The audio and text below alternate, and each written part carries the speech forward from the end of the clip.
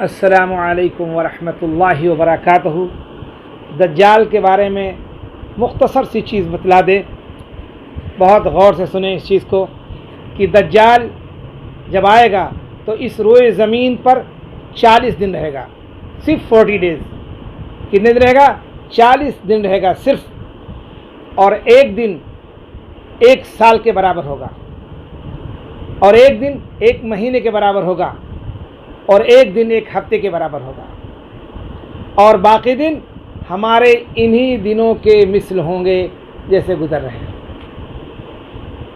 सिवाय मक्का और मदीने के कोई ऐसा शहर और ऐसी ज़मीन नहीं बाकी रहेगी जहाँ पर वो न पहुँचे, हर जगह पहुँचेगा वो। फिर अल्लाह ताला ईसा अलैहिस्सलाम को उतारेंगे, हज़रत ईसा अलैहिस्सलाम नाजिल होंगे और उसको कत्ल कर देंगे। हमें इस बात की मालूमात होनी चाहिए, और अल्लाह ताला हम सब की दज्जाल के फितने से हिफाज़त फरमाए। आमीन।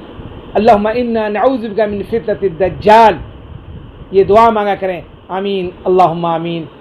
अस्सलामु अलैकुम वरहमतुल्लाहि वबरकातुहू।